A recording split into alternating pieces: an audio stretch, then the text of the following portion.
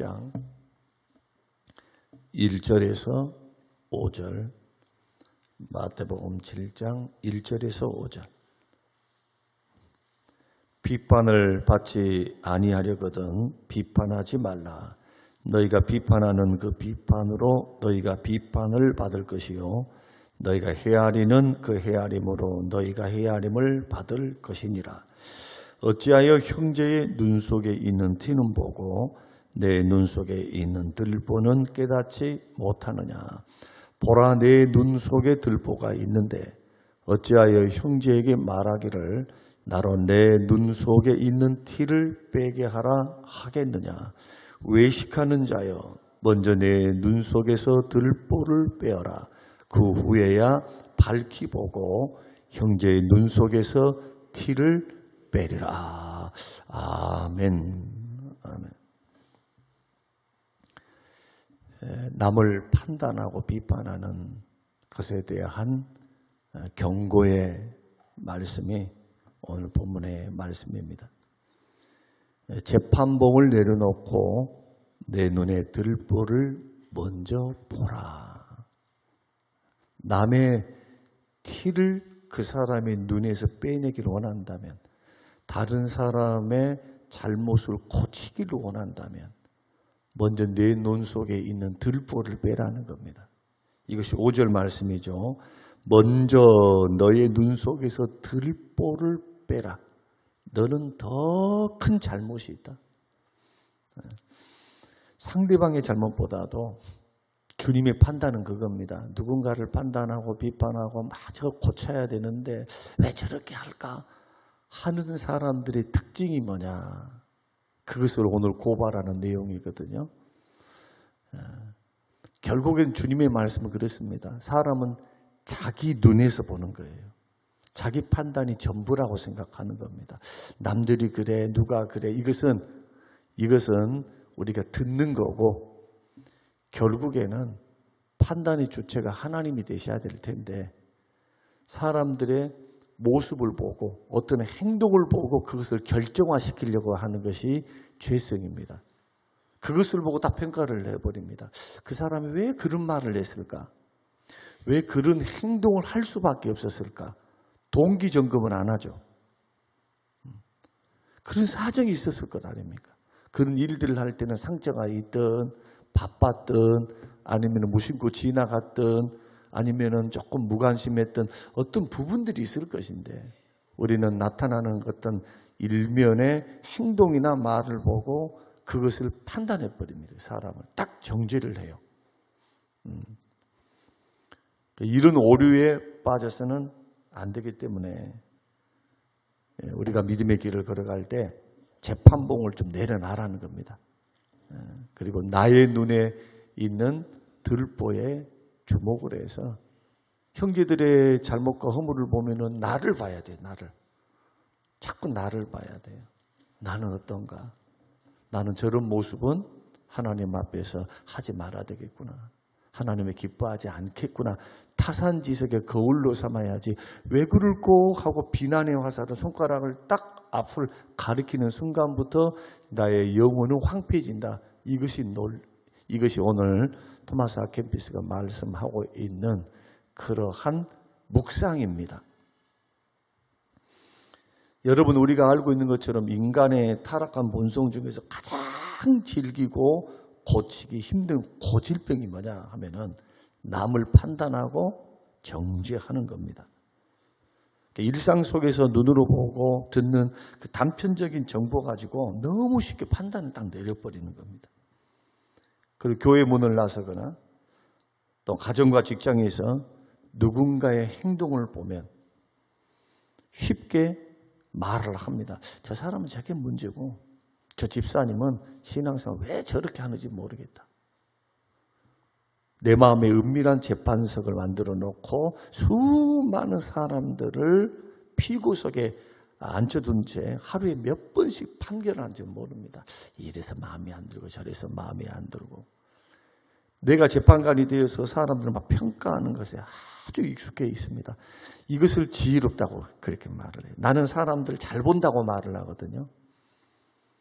정작 자기 눈에 들보가 있어서 못 보고 있는 줄은 생각 안 합니다. 똑똑하다고 생각하고 자기는 의롭다 생각하고 자기는 정확하다 생각하고 이것이 많은 사람들을 위한 판단이라고 생각을 합니다.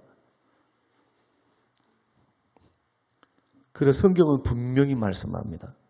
비판을 받지 아니하려거든 비판하지 말라. 정말 비판하기 원하고 고치고 싶기를 원하면 먼저 너 자신을 살펴봐라. 들보를 빼놔라. 여러분 눈 속에 들보가 들어갈 수 있을까요? 없을까요? 들보. 집을 지을 때 들보. 눈 속에 들보 들어갈 수 있습니까? 없어요. 불가능하다는 겁니다. 내가 내 자신을 제대로 평가하고 내가 내 자신을 높게 평가하는 것을 내려놓고 내 판단을 내려놓는 것은 이 들보를 빼는 것과 같아요. 그만큼 어려운 겁니다. 그런데 내 자신의 들보도 빼내지 못하면서 남을 가르치려고 하고 남을 고치려고 하는 것이 얼마나 어리석고 어려운 길이며 하나님이 하실 일을 내가 하는 거죠. 그게 참 어려워요. 여러분 이런 말씀 들어본 적이 있습니까? 사람은 고치기 힘들다. 습관이 들어버리면요 고치기 힘들어요. 그래 누구는 하실까요? 하나님은 하십니다. 뭘 가지고 하실까요?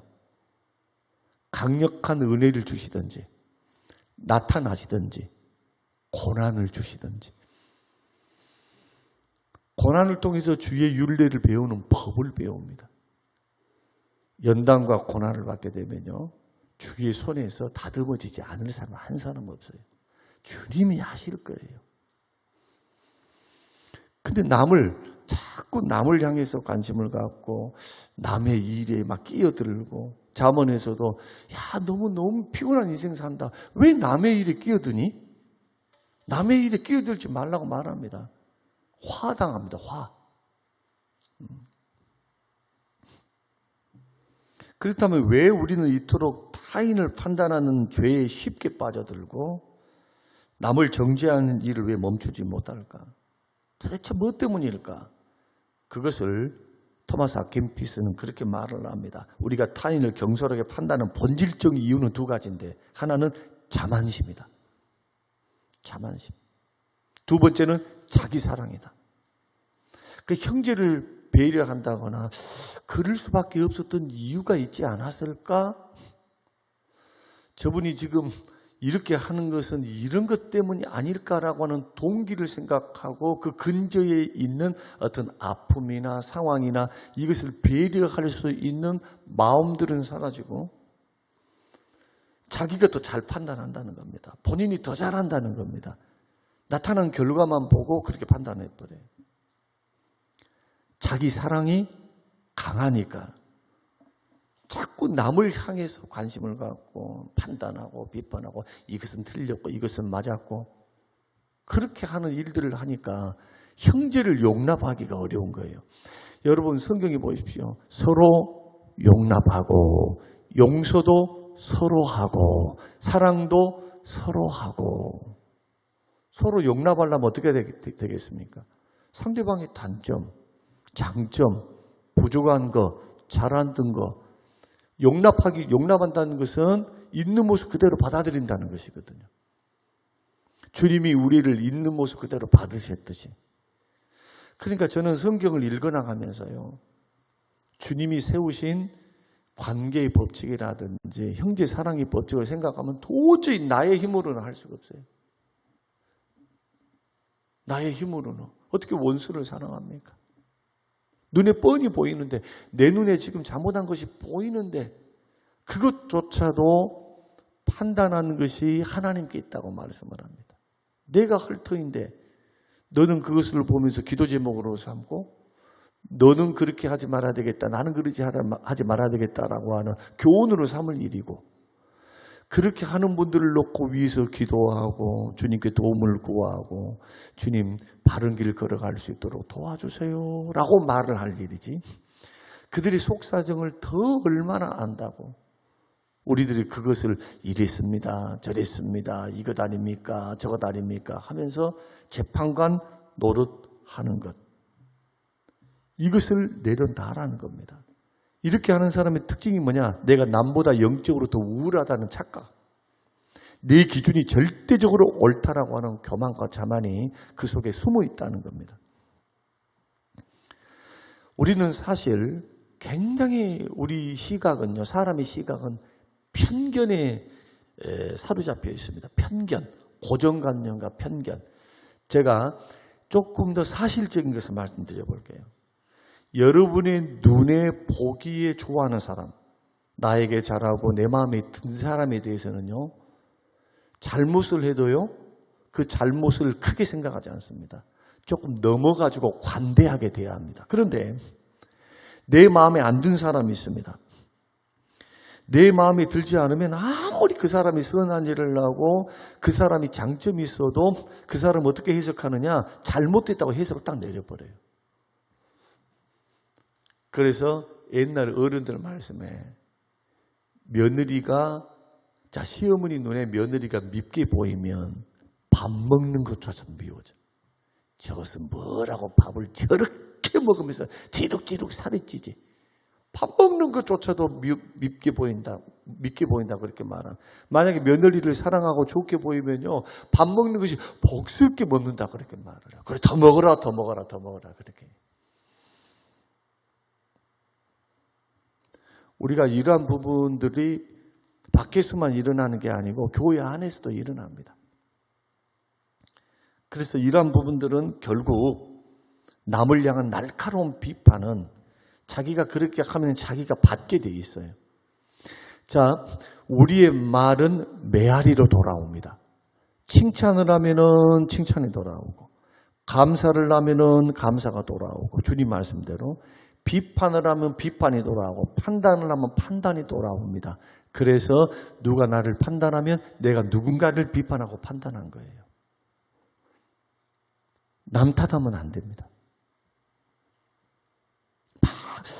교회 안에서는 의롭지 못해서 문제가 생기는 것이 아닙니다. 우리 다 약함이 있고 불의함이 있고 넘어짐이 있고 실수가 있어요. 회개가 왜 회개입니까? 왜 회개 기회를 줘야 합니까? 왜 깨닫게 해줘야 됩니까? 사랑으로 품어주면서. 돌아오면 다시는 주님은 기억지 않습니다. 잃은 것이 7번이라도 회개하고 돌아오면 받아줘야 돼요. 주님이 나를 받아주듯이. 근데 교회는 세상 닮아가지고 삼지 나오십니다, 사지 나오십니다, 뭐 한 번 했지, 두 번 했지, 막 계산법이 그래요. 왜 세상하고 똑같습니까?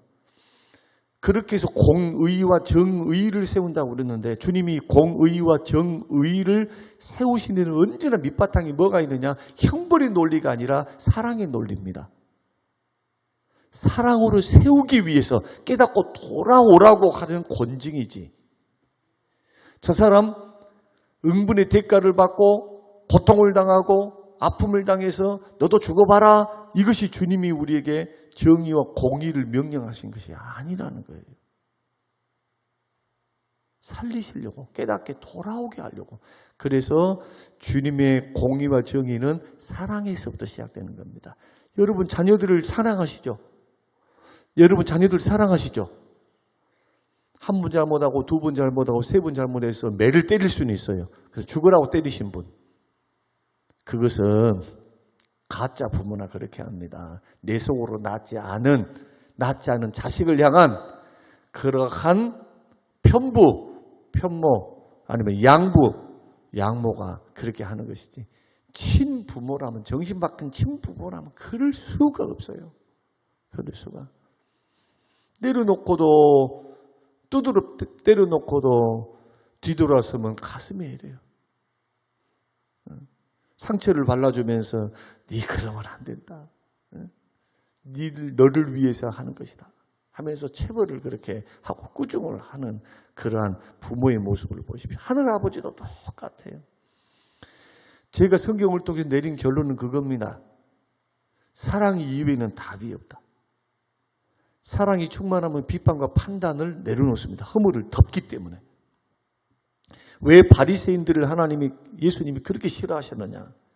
자기 의라고 하는 문둥병에 딱 걸려서 자기의 비참함을 보는 눈이 없어요. 자기의 의로우니까. 근데 주님은 우리 속에 있는 들보를 보라고 하거든요. 들보. 그러니까 토마스 아퀴나스는 또 이렇게도 말을 합니다. 남에게 관심을 갖고 남의 허물을 들춰내고 남을 판단하는 사람이 가장 어리석은 사람이다. 피곤한 길을 걸어가는데 왜 그러느냐? 이것은 하나님이 하신 일들, 하나님이 판단하신 일들에 대한 월권행위다. 하나님이 하실 것을 내가 하고 있어요. 재판석에 딱 앉아가지고. 똥 묻은 개가 재 묻은 개 나무라는 것과 똑같다고 말씀하시는 겁니다. 여러분, 우리가 정말 생각해 보면 남들보다 의로우면 얼마나 의롭겠습니까? 기도를 하면 얼마나 많이 하겠습니까? 우리 연약합니다. 부족합니다. 지금도 용서받고 있어요, 주님께. 실수 많이 합니다. 안 하는 것 같아도 내 생각에 안 하는 것뿐이지 남들이 볼 때는 그 아무리 좋은 말도 듣기 싫은 말이에요. 나도 모르는 사이에 자랑, 나도 모르는 사이에 내 생각에 괜찮을 것 같은데 남들도 괜찮겠지 생각하는 게 오판입니다. 남들은 그렇지 않아요. 그래서 자랑도 주 안에서 하는 거예요. 주 안에서. 내가 그냥 하나님 주신 은혜라고 하나님 주신 축복이라고 남들에게 막 이렇게 할 때도 주 안에서 해야지. 자기는 기뻐요. 하나님 은혜를 주셨으니까. 남들은 그렇지 못한 남은 그 말을 듣고 아이고 행복하다 정말 잘했다 박수만 쳐줄까요? 뒤돌아서서 얼마나 씁쓸하며 얼마나 상처가 되며 얼마나 때로는 기분이 다운이 되어서 우울하겠습니까? 우리는 그런 것조차도 헤아릴 수 있는 능력이 우리에게는 없어요. 그래서 사람을 온전하게 판단하고 심판하실 분은 오직 하나님밖에 없다. 재판장은 하나님이시다. 그래서 다른 사람을 판단하는 것은 헛된 수고다. 그러면 어떤 것이 유익이 있느냐? 자기 자신을 판단하고 살피는 사람은 언제나 유익을 얻는다. 이게 아킨피스의 주장입니다. 저는 그렇다고 생각합니다. 타인을 판단하는 것은요, 단순한 말실수가 아닙니다. 하나님의 고유의 고난을 빼트는 영적 반역이에요. 영적 반역. 그러니까 사람이 하는 것은 오류투성일 수밖에 없어요. 단편적인 거 보고 다 그냥 판단해 버리니까. 그리고 사람은 또 뭐가 있느냐 하면은 10개 중에서 9개를 잘했는데 1개가 만약에 나와의 관계가 문제가 생기잖아요. 그러면 9개가 눈에 안 보입니다. 감정 상하고 자존심 상하고 힘든 이 1개만을 절대화시켜 버려요. 9개는요. 좋았던 때는 생각 안 해요. 만약에 부부관계를 맺어가면서 살아가면서 남편과 아내로부터 받았던 사랑과 유익, 헌신을 그 공로를 조금이라도 이해하고 감사하는 마음을 더 키워나간다면 좀 자존심 상하게 만들고 말이 투박스럽고 대화가 없고 뭐가 없고 이런 것을 절대화시켜서 나는 당신하고 살 수 없어요. 당신은 나를 사랑하지 않아요. 이런 오판 안 할 겁니다. 서로 맞춰가는 것은 분명하지만 맞춰가서 그렇게 해나가야 대화를 통해서 서로 양보하고 맞춰가는 겁니다. 부부관계. 사람과의 관계도 마찬가지입니다. 나를 따라와라, 나만큼 하라, 이거 안 됩니다. 사람마다 수준이 다릅니다. 성향이 다릅니다. 그러나 말씀은 분명한데 이 말씀의 진리를 향해서 걸어가는 영적 수준도 차이가 나는 겁니다. 여기에서 우리가 발생하는 게 뭐냐? 여러분, 남을 향하고 세상을 향하고 이런 눈에 번쩍 뜨지 마시고 하나님 말씀을 적용할 때 남에게 적용하지 말고 나에게 적용하시기를 주의 이름으로 축원합니다. 주의 말씀은 지금 나 들으라고 하신 말씀이죠. 남 들으라고 하는 말이 아니고 지금 내 속에 있는 들보를 빼내는 작업입니다. 말씀을 듣는다는 것은. 주님이 나에게 깨닫게 하신 것은 지금 들보를 처리하라, 회개하고 고치라는 거예요. 결국 경솔한 판단을 우리가 멈춰야 되는데, 그러기 위해서는 첫째로 해야 될 것은 뭐냐? 타인을 향했던 관심을 이제 나를 향한 관심으로 돌이켜야 합니다. 자꾸 사람들이 잘못된 것을 헤아린다거나 그 눈이 막 크게 들릴 때, 보여질 때, 그때 여러분 다시 한번 여러분 자신을 향하여 살펴보시기 바랍니다. 그분들의 모습이 나도 저런 모습이 없었을까? 왜 딸들이 결혼을 하고 나면 아들들이 결혼해서 자식을 키우다 보면은 아버지, 어머니를 생각할까요? 왜 그럴까요? 똑 자기 닮은 아이들 낳았어. 자기 닮았어요. 이런 모습을, 이런 것을 당해서 자식으로부터 상처를 받고 아픔을 당하면 우리 엄마는 그때 얼마나 힘들었을까? 내가 이렇게 있을 때 엄마의 심정이 이렇게 있구나. 내가 이렇게 있을 때 아빠의 심정이 이렇게 있구나. 철들죠. 그때서야. 마찬가지입니다. 성경 말씀을 통해서 우리가 배울 수 있는 교훈은, 적용은 나로부터 시작돼야 돼요. 나로부터. 남이 아니고 교회가 아니고 특정한 사람이 아니라 나로부터. 나를 고쳐주십시오. 나도 누군가에 그렇게 해서 상처를 줄 수 있잖아요. 하나님, 회개합니다. 저희의 부족한 부분들을 깨닫게 해주십시오.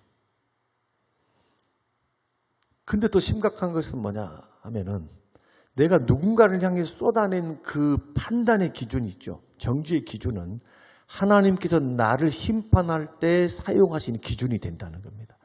주님은 이렇게 말씀하셨어요. 형제를 용서하지 않으면 나도 너를 용서하지 않겠다. 주기도문에 가르치셨습니다. 내가 남을 용서한 것 같이 주님 나를 용서해 주십시오. 예수님이 그렇게 기도를 가르치셨어요. 다시 역으로 생각하면, 너 용서 안 하면 나도 용서 안 해. 긍휼을 심으면, 사람을 긍휼로 대하면 긍휼이 있는 심판을 받아요. 그러나 긍휼 없이 자꾸 사람들을 향해서 그렇게 대하는 사람은 주님 앞에 섰을 때도 똑같이 긍휼 없는 심판을 받습니다. 주님의 말씀이에요. 무익한 말 한마디도 신문으로 받았겠다 말씀하는데, 행동으로만 잘못했다 해서 죄인가요? 말과 행동으로, 생각으로 우리는 얼마나 많은 것들을 쏟아내고 있습니까? 그래서 판단을 그치기 위해서는 단순해져야 돼요. 하나님의 기쁨을 위해서 단순해져야 된다. 사람을 바라볼 때 인간의 눈으로 보지 말고 하나님의 눈, 어떤 눈? 사랑과 긍휼의 눈, 긍휼의 눈. 주님이 현장에서 잡힌 그러한 간음하는 여인을 향하여서도 주님 어떤 눈으로 보고 계십니까? 긍휼의 눈, 불쌍히 여기는 눈. 이 눈을 회복해야 돼요. 그리고 남들이 무엇을 하든 그것은 하나님과 그 사람과의 문제예요. 그것이 내 문제가 아니라 하나님과 그 사람과의 문제. 교회에서 어떤 문제가 생기죠? 그럼 교회도 마찬가지예요.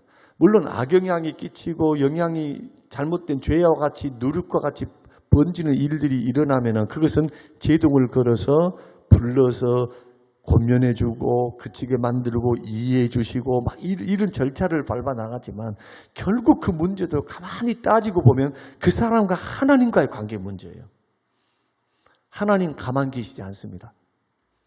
하나님 다 보고 계십니다. 원수 갚는 것을 나에게 맡겨라. 내가 갚아주리라. 주님이 하세요. 내가 나서서 할 필요가 없어요. 그것을. 그리고 마지막으로는 그 다른 사람들의 문제에 상관하지 말고 주님을 따라가야 돼요. 자꾸. 요한복음 21장 22절 말씀입니다. 부활하신 주님이 베드로와 제자들에게 나타났습니다. 그때 많은 기적도 행하셨어요. 베드로가 예수님께 묻습니다. 예수님, 나는 이렇게 된다 라고 나에게는 가르쳐 주셨는데 노년기가 되면 너는 이제는 젊을 때는 네 힘으로 살아가고 네가 그냥 원하는 대로 살아갔지만은 이제 후로부터는 너는 네 힘대로 못 살고 네 뜻대로 못 산다. 누군가에 의해서 끌려다닌다. 딱 포승줄에 묶여서 이제는 다른 사람에 의해서 인도함을 받는 삶을 살 것이다. 이렇게 말씀을 하시는 거예요. 부활하신 주님이.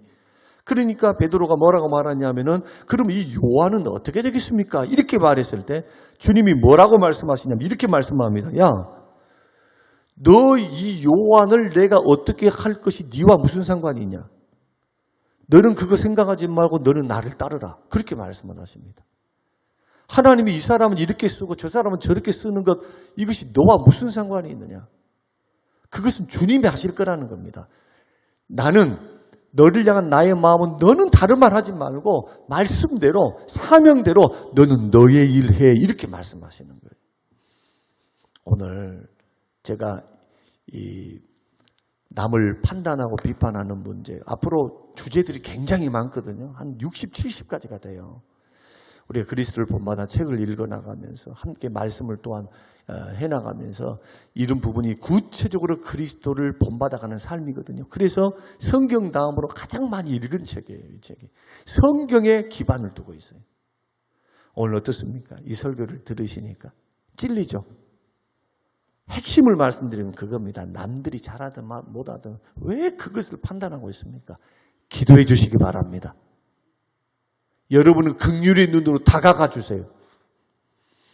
아프니까 그래요. 아프니까. 자존심 상하니까 그러는 거예요. 근데 지금 마음이 아프고 자존심 상해서 그런 사람한테 네가 그래 하는 눈으로 보면 되겠습니까? 손을 내밀어 줘야죠. 가슴 아프다잖아요. 지금. 마음이 힘들다잖아요. 그런 행동을 취한 것은 집안에 지금 부부싸움 해가지고 힘든 것이 나타난 것뿐이지 나를 무시해서 하는 것이 아니라 지금 상황이 그랬다는 거예요. 우리는 압니까? 그걸 잘 모르잖아요. 그런데 우리는 나한테 인사 안 했으니까 나한테 감정이 있는가 보다. 내가 뭐 잘못한 것은 없을까? 그런 생각하지 말고 왜 그런 소설을 씁니까? 설사 그렇다 할지라도 그것은 하나님과 그 사람의 관계지 나와의 관계로 삼지 마라. 상대방이 아무리 어떻게 나에게 다가온다 할지라도 우리는 어떤 눈으로? 긍휼의 눈으로 판단하지 말고 그것이 타산지석의 거울이 되어서 나를 살펴봐라. 아, 저렇게 하면은 내가 기분이 안 좋고 마음이 안 좋은데 내가 만약에 똑같은 모습을 다른 사람에게 하면은 그 사람은 얼마나 마음이 불안하고 마음이 언짢을까. 나는 그러지 말아야지 하면서 그것을 뭘로 삼으라고요? 거울로 삼고 기도하라. 이게 예수님 닮아가는 거. 남에게 신경 끄세요. 남을 막 가르쳐가지고 막 되는 거 아니에요. 보니까 하나님의 말씀으로 성령이 역사하셔야 돼요. 한번 하나만 더 물어볼게요. 남편 가르치니까 잘 되던가요? 오랜 세월 걸리셨죠? 양발 뒤집지 말고 제발 벗어만 놔도 20년, 30년 걸려요. 그만큼 안 고쳐져. 오늘 이 말씀을 생각하시면서 오늘 위로가 되시기를 바라고 단순하게 살아가요. 단순하게. 하나님 앞에서 단순하게. 예수만 따라가. 예수님 모습, 악은 모양으로 걸어가면서 자꾸 걸어가다 보면 남들이 뭐라고 풍파를 한다 할지라도 내 중심은 딱 잡고 갈 수 있어요. 왜? 하나님 앞에서 내 문제잖아요. 저분들의 문제는 기도 제목이 되는 거고. 기도 제목. 이러한 성숙함들이 저와 여러분의 성숙이 되시기를 주님의 이름으로 축복합니다.